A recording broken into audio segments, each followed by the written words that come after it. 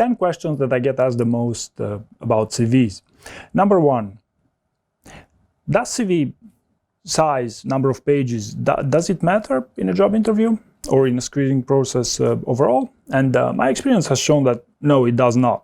And however, there is, a recommended length that you want to take into account given the seniority of the role. So, for example, if you're applying for an executive role, I would very much try to keep my resume in 1 page. Now, I've seen software development engineers with 10 pages CVs that successfully got hired without any problem. So, you see, it's more or less a matter of communication. So, you know what I mean here. So the more you want to emphasize on communication, probably the shorter, the more concise that you want to go. And also, of course, consultants have a tendency to make it unnecessarily long. So these would be my 2 cents here. Do employers screen your CVs using software for high-performing companies, so Facebook, Amazon, Apple, and so on?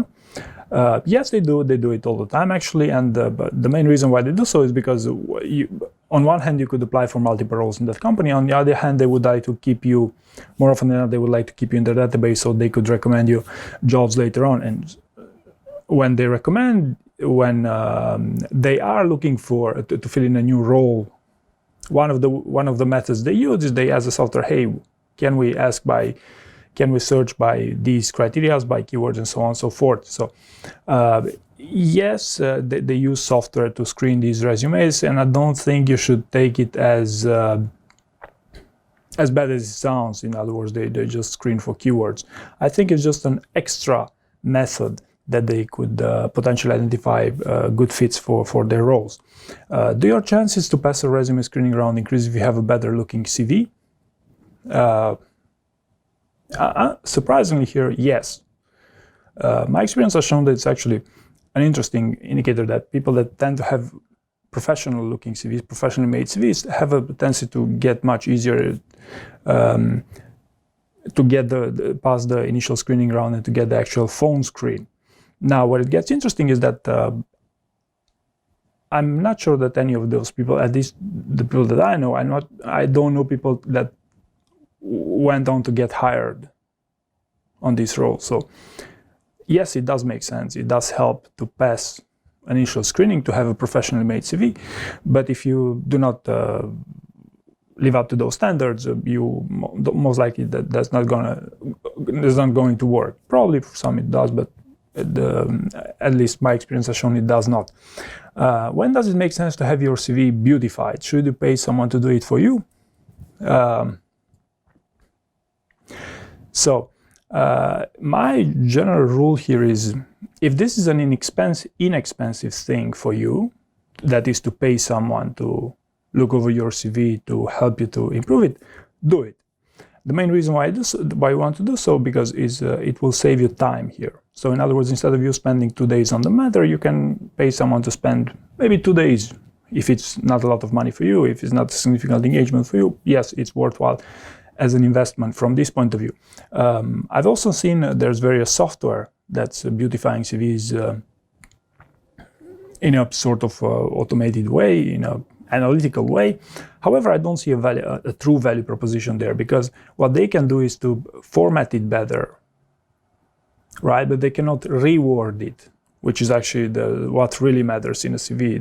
The wording matters a lot more, the content matters a lot more than a presentation. So from this point of view, I would say if it's inexpensive for you, yes, do it. But otherwise, so. Needless to say that, I mean, I rarely see someone applying for an executive role who's not having a professionally looking CV, to be honest with you. So I think that more often than not, you can arrive to that beautification. You can arrive to that beautification so long as you spend the necessary amount of time to invest in it. So if it makes sense to outsource it, sure, why not? Number 5, is it important for your CV to be properly keyworded?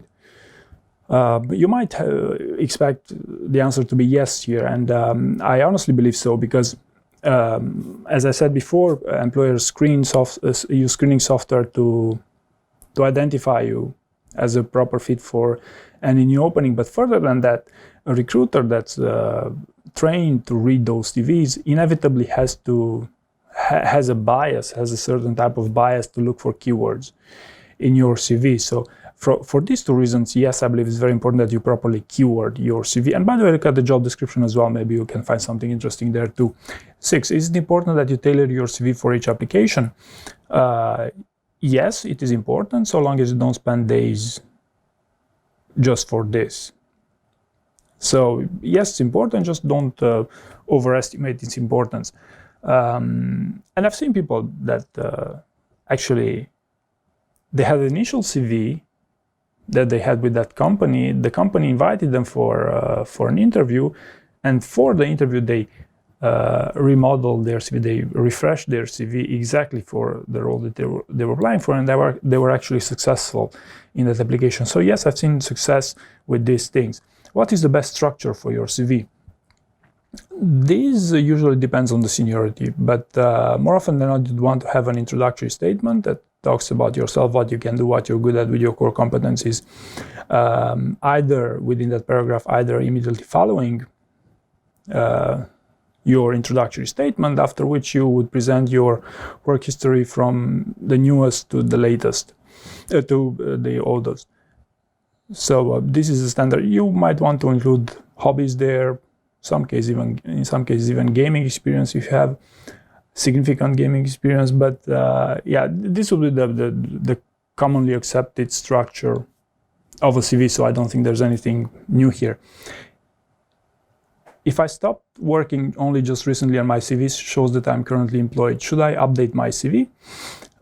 Yes, you should have an updated copy of your CV with you in case they ask you for a new one for your on-site interview, if you are talking about an on-site interview. But otherwise, I wouldn't go above and beyond to do whatever it takes to update my CV in the system, because they use the CV to screen you successfully. So if you have a new version of your CV, maybe you have newer information and you change that information so they won't feel comfortable about it. And it doesn't play to your advantage, let's be fair.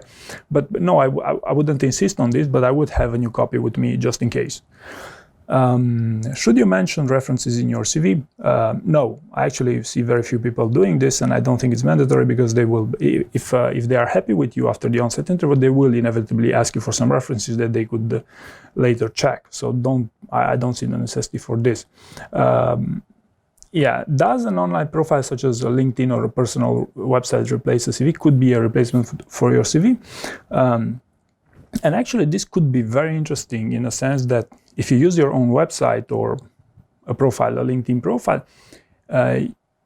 you could actually guide the people looking after you over the internet on those specific pages, which you could eventually maintain. The problem, number one problem here, is that people don't tend to underestimate the effort required to maintain such pages. And what you end up doing is that your online profile will actually play as a negative in your application, because you didn't spend enough time to properly keyword it, to properly word it, and to properly sell yourself through the online things. So I would rather say to be extremely careful about these things, and I would even recommend you to keep your own website, because on your website you can say whatever you want, and if you know how to manage it, you can say whatever, you can update that quite efficiently. And then in case you don't want your online presence to be a factor in the interviewing process, you simply take it down, right? But still you are able to manage. This is very much different from having a website, having a LinkedIn profile, having other profiles on the internet that potential employers might use to screen you against. And let's be honest here, the hiring process is a competitive one. I mean, they are looking for whatever information they can get about you. So I believe you should take this. Your online presence should be something that you should take seriously when it comes to applying for a job interview. So there you go. This was the 10. These were the 10 FAQs that I believe make sense to be clarified when it comes to CVs, especially in 2019. So I hope at least some of this information was useful. If you do want to support this channel, please share your interview outcomes in the comment sections of the videos. And as always, thank you very much for watching.